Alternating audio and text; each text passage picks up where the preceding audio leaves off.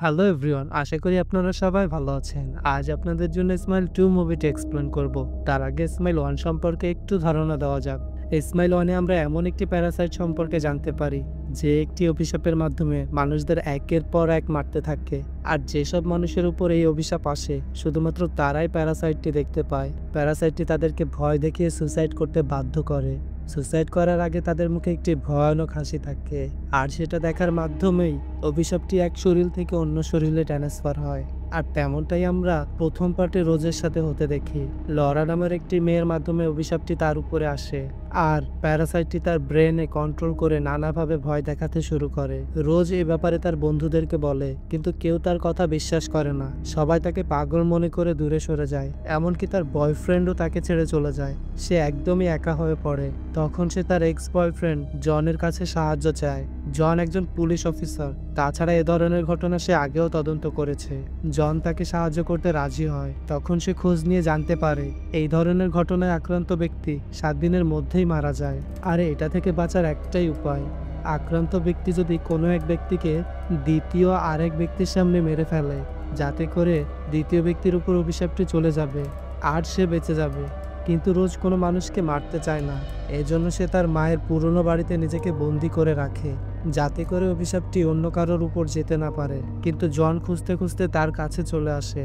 তখনই প্যারাসাইটটি সুযোগ পেয়ে যায়, আর রোজের ব্রেন পুরোপুরি কন্ট্রোল করে তাকে দিয়ে নিজের শরীরে আগুন লাগিয়ে সুসাইড করতে বাধ্য করে। আর এখানেই স্মাইল 1 এর কাহিনী শেষ হয়। স্মাইল 2 এর কাহিনী জনকে দেখিয়ে শুরু হয়। রোজ সুসাইড করার পর অভিশাপটি জনের উপর চলে আসে। জন নিজেকে বাঁচানোর জন্য একজন মানুষকে দ্বিতীয় কোনো ব্যক্তির সামনে মেরে ফেলার সিদ্ধান্ত নেয়, কিন্তু সে কোনো নিরপরাধ মানুষকে মারতে চায় না। আর তাই সে একটি অপরাধীকে টার্গেট করে। জন সেই লোকটিকে তারই ভাইয়ের সামনে মেরে ফেলে, আর তখনই দ্বিতীয় ব্যক্তিটি জনকে গুলি করে। জনও নিজেকে বাঁচাতে গুলি চালায়। দুজনের ফায়ারিংয়ে জনের হাতে গুলি লাগে, অন্যদিকে দ্বিতীয় ব্যক্তিটির বুকে গুলি লাগে, আর সে সেখানেই মারা যায়। তখন সেখানে লুইস নামের একজন চলে আসে। জন তাকে গান পয়েন্টে রেখে সেখান থেকে পালাবার চেষ্টা করে, আর বাইরে বের হতেই কিছু লোক তাকে দেখে ফেলে।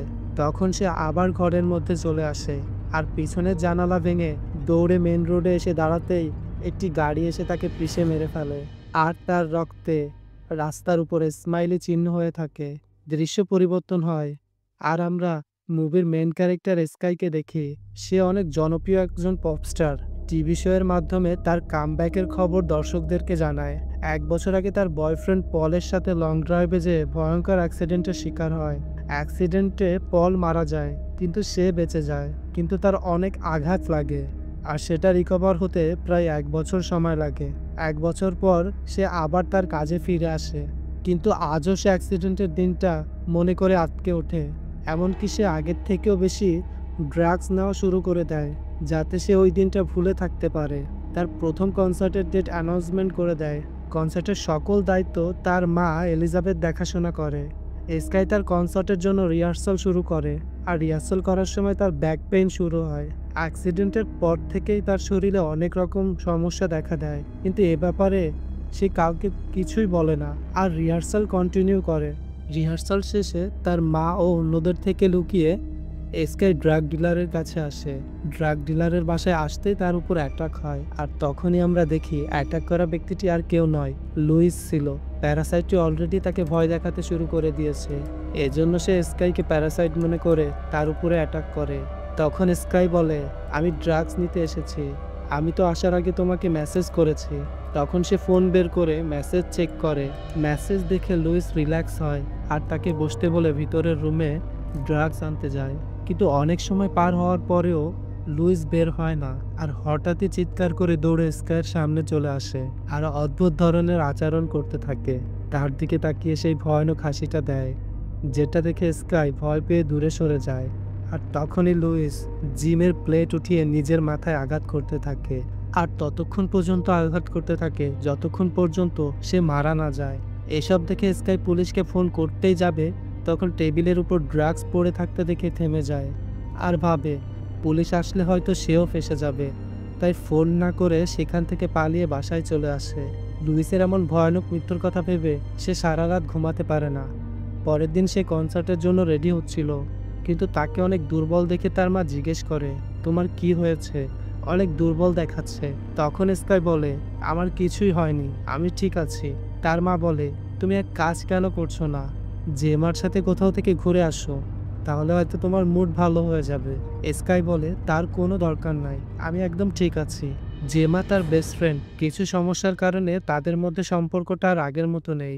স্কাই মেকআপ রুমে বসে জেমার কথা ভাবতে থাকে আর তার মায়ের কথা মতো জেমাকে মেসেজ করে, কিন্তু কিছুক্ষণ পরেই মেসেজটি ডিলিট করে দেয়।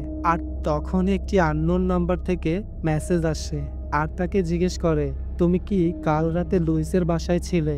এটা দেখে সে অনেক চিন্তায় পড়ে যায় আর ভাবতে থাকে সে হয়তো এবার পুলিশের কাছে ধরা পড়ে যাবে। তখন সেখানে লুইসের রূপ ধরে প্যারাসাইটটি আসে আর তাকে ভয় দেখাতে থাকে। আবার হঠাৎ করেই প্যারাসাইটটি গায়েব হয়ে যায়। সে বুঝে উঠতে পারে না যে তার সাথে এসব কি হচ্ছে। পরের দৃশ্যে সে তার মাকে ড্রেসের সমস্যার ব্যাপারে বলে। সে এই ড্রেস পরে কনসার্ট করতে রাজি হয় না। তার মা সমস্যার ব্যাপারে জিজ্ঞেস করলে সে একটি লাইটের মাধ্যমে তার পেটের কাটা দাগ দেখায়, যেটা ড্রেসের উপর থেকে দেখা যাচ্ছে। কনসার্টের লাইটের মাধ্যমে এই দাগ সবাই দেখতে পাবে, আর সে চায় না তার এই কাটা দাগ কারো চোখে পড়ুক। দৃশ্য পরিবর্তন হয় আর আমরা একটি শোরুমে স্কাইকে তার ফ্যানদের সাথে ফটো ক্লিক করতে দেখি। তখন সেখানে একটি ক্রেজি ফ্যান আসে যার মুখে সেই অদ্ভুত হাসিটি ছিল। সে একটি ইয়েলো টি শার্টে অটোগ্রাফ নেয় আর ফটো ক্লিক করার সময় স্কাইকে অদ্ভুত ধরনের কথা বলতে থাকে। তার কথায় বিরক্ত হয়ে স্কাই তাকে ধাক্কা দিয়ে দূরে সরিয়ে দেয় আর সিকিউরিটিকে ডেকে তাকে বের করে দিতে বলে। তখন সেখানে একটি বাচ্চা মেয়ে আসে আর সে তার দিকে তাকিয়ে সেই একই রকম হাসিটি দিতে থাকে। স্কাই তার টি শার্টে অটোগ্রাফ দেয়, তার সাথে ফটো ক্লিক করে আর ফটো ক্লিক শেষে মেয়েটি স্কাইকে দেখে সেই হাসিটি দিতে দিতে চলে যায়। ব্যাপারটা স্কাইয়ের কাছে একটু অদ্ভুত লাগে। প্রোগ্রাম শেষে স্কাই বাসায় এসে আননোন নাম্বার থেকে আসা মেসেজটি নিয়ে ভাবতে থাকে। নিজেকে অনেক একা মনে হওয়ায় সে জেমাকে আবার ফোন করে। জেমার ফোন বিজি দেখে সে তাকে ভয়েস মেসেজ পাঠায় আর বলে, আমি তোমাকে অনেক মিস করছি, প্লিজ ফ্রি হয়ে আমাকে কল ব্যাক করো। তখনই জেমার ফোন আসে আর স্কাই তাকে তার বাসায় আসতে বলে। তখন জেমা বলে, আমি ফ্রি হয়ে চলে আসব। জেমার সাথে কথা বলে স্কাই একটু রিল্যাক্স হয় আর মুড ভালো করে পিয়ানো বাজাতে বসে। পিয়ানো বাজানোর সময় তার পাশে থাকা একটি বোতল হঠাৎই পড়ে ভেঙে যায়। সে কাজ পরিষ্কার করার জন্য ঝাড়ু নিয়ে আসতেই দেখে সেই ক্রেজি লোকের অটোগ্রাফ করা ইয়েলো টি শার্টটি ফ্লোরে পড়ে আছে। আর কিছুক্ষণ পরেই আবার দেখে সেই লোকের সব জামা কাপড় ফ্লোরে ছড়িয়ে ছিটিয়ে আছে। আর সামনে তাকাতেই দেখে লোকটি ন্যাকেট অবস্থায় দাঁড়িয়ে তার দিকে তাকিয়ে সেই অদ্ভুত হাসিটি দিচ্ছে। লোকটি হঠাৎই দৌড়ে তার দিকে ছুটে আসে আর সে ভয় পেয়ে দৌড়ে বাইরে যেতেই জ্যামাকে দেখে। জ্যামা জিজ্ঞেস করে, তোমার কি হয়েছে, তুমি এভাবে দৌড়াচ্ছ কেন? তখন জ্যামাকে সাথে নিয়ে সে রুমের মধ্যে আসে আর আসতেই অবাক হয়ে যায়। সে দেখে সবকিছু আগের মতোই আছে। তার এমন অবস্থা থেকে জ্যামা তাকে জিজ্ঞেস করে, তোমার কি হয়েছে, তোমাকে এমন অদ্ভুত দেখাচ্ছে কেন? স্কাই তাকে আসার জন্য থ্যাংক ইউ বলে আর সবকিছু খুলে বলতে শুরু করে। এমনকি সে লুইসের ব্যাপারেও বলে যে কি করে সে তার সামনে সুসাইড করে মারা গিয়েছে। আর তারপর থেকেই সে শুধু তার সামনে আসছে আর তাকে দেখে একটি ভয়ানক হাসি দিচ্ছে। জেমা তাকে শান্ত হতে বলে। তারা দুজন ঘুমিয়ে পড়ে। স্কাই স্বপ্নে তার অ্যাক্সিডেন্টের রাত দেখে জেগে ওঠে। জেমা জিজ্ঞেস করে কি হয়েছে। তখন স্কাই বলে, আমি জানি না আমার সাথে কি হচ্ছে, আমি বুঝে উঠতে পারছি না এসব থেকে আমি কি করে বের হব। তখন জেমা তাকে বলে, এগুলো সব তোমার পাপের ফল। আর এটা শুনতেই সে অবাক হয়ে যায় আর তাকে জিজ্ঞেস করে, তুমি এমনটা কেন বললে? কিন্তু জেমা কোনো উত্তর দেয় না আর তার দিকে তাকিয়ে সেই অদ্ভুত হাসিটি দেয়। আর ফাইনালি তার ঘুম ভাঙে আর সে দেখে জেমা তার পাশে নেই, সে তো কিচেনে কফি বানাচ্ছে। তখন জেমা স্কাইকে বলে, আমার এখন যেতে হবে, কিন্তু স্কাই মনে মনে তাকে যেতে দিতে চায় না। তখন সেখানে এলিজাবেথ চলে আসে আর তাকে রেডি না দেখে রাগ করে, কারণ আজ তার কনসার্টের প্রোমো শ্যুটের কথা ছিল। পরের দৃশ্যে স্কাই ডান্স করতে করতে পড়ে যায় আর সে দেখে তার পা অনেক বাজেভাবে ভেঙে গিয়েছে। সে ব্যথায় চিৎকার করতে থাকে। সবাই তার কাছে আসে আর জিজ্ঞেস করে কি হয়েছে। তখন সে দেখে তার পা একদমই ঠিক আছে। সে উঠে দাঁড়ায় আর চিৎকার করে বলে, কে আমাকে ধাক্কা দিয়েছে? আর সেখানে ডিরেক্টর আসে আর তাকে বলে, তোমাকে কেউ ধাক্কা দেয়নি, কেউ তো তোমার পাশেই ছিল না। তখন সে বিরক্ত হয়ে রুমে চলে আসে আর দেখে মেকআপ রুমের সকল জিনিসপত্র এলোমেলো পড়ে আছে। সে বাইরে এসে তার অ্যাসিস্ট্যান্টের উপরে চিৎকার করতে থাকে আর বলে, এসব কিছু তুমি করেছো। তখন এলিজাবেথ আসে আর বলে, সে পুরোটা সময় আমার সাথে ছিল, এগুলো সে কিছুই করেনি। তখন এলিজাবেথ স্কাইকে জিজ্ঞেস করে, তুমি কি আবার ড্রাগস নেওয়া শুরু করেছো? তখন স্কাই বলে, না, আমি কোনো ড্রাগস নিচ্ছি না। এলিজাবেথ তাকে সামলায় আর তাকে চ্যারিটি মিটিংয়ের জন্য রেডি হতে বলে, কিন্তু সে কোনো মিটিং অ্যাটেন্ড করতে চায় না। এলিজাবেথ তাকে বোঝানোর চেষ্টা করে তার জন্য মিটিংটা খুবই জরুরি, তাছাড়া সে কথা দিয়েছে। তখন স্কাই কোনো উপায় না পেয়ে যেতে রাজি হয়। রাতে রেডি হয়ে সে মিটিংয়ে যায় আর মেকআপ রুমে বসে অপেক্ষা করতে থাকে। তখনই সে আননোন নাম্বার থেকে আরেকটি মেসেজ আসে। সে বলে, তুমি পপুলার সিঙ্গার স্কাই লাইভ, তাই তো? আর এটা দেখে স্কাই আরও বেশি ভয় পেয়ে যায়। তখন সে বুঝে যায় হয়তো কেউ তাকে লুইসের বাসায় যেতে দেখেছে। স্টেটে যাওয়ার আগে একটি মাছি তাকে খুবই বিরক্ত করে আর মাছিটি তাড়ানোর চক্করে তার লিপস্টিক নষ্ট হয়ে যায় আর সে এই অবস্থায় স্টেটে চলে আসে আর সবার উদ্দেশ্যে নিজের জার্নি সম্পর্কে বলতে থাকে, কিন্তু তার মধ্যে সে উল্টাপাল্টা কথা বলা শুরু করে দেয়। তখনই সামনের স্ক্রিনে একটি লেখা আসে। সে বুঝতে পারে যে তাকে এগুলোই বলতে হবে। সে তখন সেটি দেখে বলতে শুরু করে। তার কথা শেষ করে পরবর্তী গেস্টের নাম নিতেই সে অবাক হয়ে যায়। সে আর কেউ নয়, তারই বয়ফ্রেন্ড পল নিউটের নাম। তখনই সে চিৎকার করে বলতে থাকে, এখানে তার নাম কে লিখেছে? সবাই অবাক হয়ে যায় আর বলতে থাকে, সে পলের নাম কেন নিচ্ছে?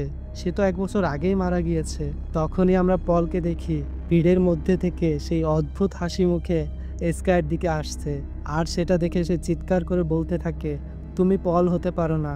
আর তার পাশে থাকা একটা বৃদ্ধ মহিলাকে পল মনে করে ধাক্কা দেয় আর সে নিচে পড়ে যায়। এটা দেখে সবাই তাকে নিয়ে সমালোচনা করতে থাকে, এমনকি প্রোগ্রামটাই বন্ধ হয়ে যায়। সাথে সাথে তার অনেক বদনামও হয়। এসব দেখে সে সোজা বাসায় চলে আসে। তখন সেই আননোন নাম্বার থেকে তাকে আবার মেসেজ করে আর বলে, তুমি একটা সিরিয়াস প্রবলেমের মধ্যে আছো আর যেটা থেকে আমি শুধু তোমাকে বাঁচাতে পারি। তখন স্কাই তাকে রিপ্লাই করে আর এই ব্যাপারে জানতে চায়। লোকটি তাকে বলে, তুমি যা দেখছো তার সবকিছুই সত্য। আর তখনই সে লোকটির কাছে তার ঠিকানা চায়। লোকটি তার ঠিকানা দিলে সে সেখানে চলে আসে। লোকটি তার নাম মরেস বলে আর মরেস লুইসের ফোন থেকে স্কাইয়ের নাম্বার নিয়েছিল। তখন লোকটি স্কাইকে বলে, তুমি এখন যেটা ফেস করছো সেটা একটি অভিশাপ যা লুইসের মাধ্যমে তোমার মধ্যে এসেছে। আর এই অভিশাপ কারোর উপরে থাকলে সে 1 সপ্তাহের মধ্যে মারা যায়। আমার ছোট ভাইও এইভাবে মারা গিয়েছে আর তখন থেকেই আমি এই অভিশাপটি থামানোর চেষ্টা করছি। তখন স্কাই তার কাছে জিজ্ঞেস করে, এটা থেকে বাঁচার উপায় কি? মরেস বলে, এই প্যারাসাইটটি প্রথমে মানুষের ব্রেন কন্ট্রোল করে, তারপরে আস্তে আস্তে তার পুরো শরীর কন্ট্রোলে নিয়ে 1 সপ্তাহের মধ্যেই তাকে মেরে ফেলে, যেমনটা এখন তোমার সাথে হচ্ছে। এই প্যারাসাইটটি শেষ করার জন্য আমার কাছে একটি প্ল্যান আছে। একটা মেডিসিনের মাধ্যমে তোমাকে কিছু সময়ের জন্য মৃত দেখিয়ে প্যারাসাইটটি থেকে বাঁচা যেতে পারে। আর এইসব কিছু স্কাইয়ের কাছে পাগলামি মনে হয় আর সে সেখান থেকে চলে আসে। সে হোটেলে এসে ব্যাগ প্যাক করতে থাকে। তখনই তার পেটে ব্যথা শুরু হয়। সে বিরক্ত হয়ে সবকিছু ছুঁড়ে মারে আর রুম থেকে বের হতেই দেখে তার ডান্স গ্রুপের সবাই তার দিকে তাকিয়ে সেই ক্রেজি হাসিটা দিচ্ছে আর ধীরে ধীরে তার দিকে আসছে। এসব দেখে সে পালানোর চেষ্টা করে, কিন্তু তারা তাকে ধরে ফেলে আর তাদের মধ্যে একজন তার গলায় হাত ঢুকিয়ে দেয়। সে ছটফট করতে থাকে আর তখনই সে অ্যাক্সিডেন্টের রাত কল্পনা করতে থাকে। সেদিন রাতে পলের সাথে তার ড্রাগস খাওয়া নিয়ে ঝগড়া বাঁধে। সে রেগে গিয়ে গাড়ির ব্রেক ঘুরিয়ে দেয় আর তখনই অ্যাক্সিডেন্ট হয় আর পল মারা যায়। দৃশ্য পরিবর্তন হয় আর স্কাই চোখ খুলতেই দেখে সে হসপিটালের বেডে শুয়ে আছে। সামনে তার মা বসে আছে। তখন তার মা বলে, তুমি বেহুশ হয়ে লিভিং রুমে পড়েছিলে, এর জন্যই তোমাকে হসপিটালে ভর্তি করেছি। স্কাই তার মাকে কনসার্ট ক্যান্সেল করে দিতে বলে। তখন এলিজাবেথ রেগে যায় আর বলে, তুমি কামব্যাক করেছো শুনে অনেক কোম্পানি কনসার্টে টাকা লাগিয়েছে। এখন যদি তুমি কনসার্ট না করো তাহলে তারা আমাদের উপর কেস করবে, তাছাড়া তোমার ক্যারিয়ারও ধ্বংস হয়ে যাবে। স্কাই রেগে যায়, তার মাকে বলে, আমি তোমার হাতের পুতুল না যে যখন যা ইচ্ছা তখন তাই করতে হবে আমাকে। আমার মানসিক অবস্থা ঠিক নেই সেটা কি তোমার চোখে পড়ে না? তখন এলিজাবেথ সেই অদ্ভুত হাসিটি দেয় আর তাকে বলে, তুমি আমাকে তোমার ব্রেন থেকে সরাতে পারবে না। আর পাশে থাকা একটা আয়না ভেঙে একটি কাঁচের টুকরো পরপর তার মুখের উপর স্টেপ করতে থাকে। আর এটা দেখে স্কাই ভয় পেয়ে দরজার কাছেই আসতে দেখে কাঁচের টুকরোটি তার হাতে আর তার মা রক্তাক্ত অবস্থায় ফ্লোরে পড়ে আছে। সে মনে করে হয়তো সে তার মাকে মেরে ফেলেছে। তখন সে একটা সোয়েটার পরে রক্ত ঢাকার চেষ্টা করে আর রুম থেকে বাইরে বের হয়। তখনই হসপিটালে থাকা লোকরা তাকে রক্তাক্ত অবস্থায় দেখে ঘিরে ধরে। সে সিকিউরিটি গার্ডের থেকে গান নিয়ে দৌড়ে বাইরে চলে আসে আর বাইরে এসেই জেমাকে দেখে। তারা দুজন একটি লোকের গাড়ি গান পয়েন্টে কেড়ে নেয়। তখনই জেমা বলে, গাড়ি আমি চালাচ্ছি, তুমি সিট বেল্ট লাগিয়ে বসো। আর যেতে যেতে সে মরিসকে টেক্সট করে আর তার সাথে দেখা করার কথা বলে। তখনই স্কাই জেমাকে গাড়ি থেকে নেমে যেতে বলে। সে চায় না তার কারণে জেমার কোনো ক্ষতি হোক। আর জেমা বলে, আমি তোমাকে ছেড়ে কোথাও যাব না। তখনই স্কাইয়ের ফোনে জেমার ফোন আসে, যেটা দেখে সে অবাক হয়ে যায় আর ভাবতে থাকে জেমা তো তার পাশে বসে আছে, তাহলে তাকে কে ফোন করছে। স্কাই ভয়ে ভয়ে ফোনটি উঠায় আর তখনই জেমা বলে, তুমি আমাকে অদ্ভুত ধরনের এসএমএস কেন করছো? আর সেটা শুনতে স্কাইয়ের বুঝতে বাকি থাকে না যে প্যারাসাইটটি জেমার রূপ ধরে তার কাছে এসেছে। আর সে মাথা ঘোরাতেই দেখে প্যারাসাইটটি তাকে দেখে সেই অদ্ভুত হাসিটি দিচ্ছে। স্কাই তখনই বলে, তুমি যত চেষ্টা করো আমার ব্রেন কন্ট্রোল করতে পারবে না। আর এটা শুনতেই প্যারাসাইটটি গায়েব হয়ে যায় আর সে ড্রাইভিং সিটে এসে উড়াধুরা ড্রাইভ করে মরেসের কাছে চলে আসে। তাকে তার সেই প্ল্যান অনুযায়ী কাজ করতে বলে আর যদি প্ল্যান কাজ না করে তাহলে তাকে শুট করে মেরে ফেলতে বলে, যাতে করে এই প্যারাসাইটটি অন্য কারোর উপর না যেতে পারে। মরেস তাকে একটা ফ্রিজার রুমে নিয়ে যায় আর সেখানে সে তার প্ল্যান মতো কাজ শুরু করে দেয়। স্কাই শুয়ে পড়ে। তখন মরেস বলে, এখানে ফ্রিজের তাপমাত্রা যখনই নিচে নামবে তোমার হার্ট থেমে যাবে আর এই ইঞ্জেকশনের মাধ্যমে তোমার হার্ট পুরোপুরি বন্ধ হয়ে যাবে, যাতে করে প্যারাসাইটটি ভাববে তুমি মারা গিয়েছো আর তখনই সে তোমার শরীর ছেড়ে দিবে। আর আমি 8 মিনিট পরে তোমাকে আরেকটি ইঞ্জেকশন পুশ করব, যেটাতে তোমার হার্ট আবার চলতে শুরু করবে। মরেস স্কাইকে অপেক্ষা করতে বলে বাইরে চলে যায় আর তখনই স্কাই দেখে তার উপর রক্তের ফোঁটা পড়ছে। এটা দেখে সে উপরে তাকাতেই অ্যাক্সিডেন্টের রাতে সে যেভাবে সিট বেল্ট বাঁধা অবস্থায় ছিল ঠিক সেইভাবেই তার প্রতিবিম্ব দেখে অবাক হয়ে যায়, যেটা মূলত প্যারাসাইটটি ছিল। আর প্যারাসাইটটি তার নিজেরই রূপ ধরে তার সামনে এসেছে। তখনই প্যারাসাইটটি তার উপর ঝাঁপিয়ে পড়ে আর তাকে বলে, তোমার স্কিন আমার অনেক পছন্দ, আমি এটাকে পড়তে চাই। এটা বলেই প্যারাসাইট স্কাইয়ের 2 গাল ধরে স্মাইলি ফেস বানাতে চায়, কিন্তু তখনই স্কাই তাকে ধাক্কা দিয়ে বলে, তুমি কোনোভাবেই আমার ব্রেন কন্ট্রোল করতে পারবে না, আমার ব্রেন আমি নিজেই কন্ট্রোল করব। এটা বলেই সে ইঞ্জেকশন নিজের গলায় পুশ করে দেয়, কিন্তু প্যারাসাইটটির কিছুই হয় না। সে এখনও তার সামনে স্টিল দাঁড়িয়ে থাকে। তাকে বলে, আমি এখনও তোমার ব্রেন কন্ট্রোল করছি, তুমি আমার থেকে নিজেকে বাঁচাতে পারবে না। আর তার দিকে এগোতে থাকে। তখনই দৃশ্য পরিবর্তন হয় আর আমরা প্রথমে সেই কনসার্ট প্রোগ্রামটা দেখি। সেই ড্রেসটা পরেই সে ডান্স করছে আর ডান্স শেষ করতেই প্যারাসাইটটিকে সে নিজের সামনে দেখতে পায়, যেটা হুবহু তারই রূপ ধরে দাঁড়িয়েছিল। প্যারাসাইটটি ফেক স্কাইয়ের বুক চিরে বের হয়ে তার মধ্যে প্রবেশ করে আর সে দর্শকের সামনে এসে সেই হাসিটি দেয়, যেটা থেকে দর্শকরা সবাই স্তব্ধ হয়ে যায়। আর তখনই স্পিকার দিয়ে সে তার ফেসের উপর একের পর এক আঘাত করতে থাকে আর সেখানেই মারা যায়। আর এই ভয়ানক দৃশ্যের সাথে এসমাইন 2 এর কাহিনী শেষ হয়। আর এখানে একটি বিষয় ক্লিয়ার করা খুবই প্রয়োজন, যেটা আপনাদের কাহিনীটি বুঝতে সাহায্য করবে। স্কাই তার মায়ের সাথে ড্রেসের সমস্যা নিয়ে কথা বলার পর থেকে কনসার্টে ডান্স করার আগ পর্যন্ত পুরোটাই তার হ্যালুসিনেশন ছিল, যেটা প্যারাসাইটটি তার ব্রেনের সাথে করছিল। তো মুভিটি কেমন লাগলো অবশ্যই কমেন্ট করে জানাবেন।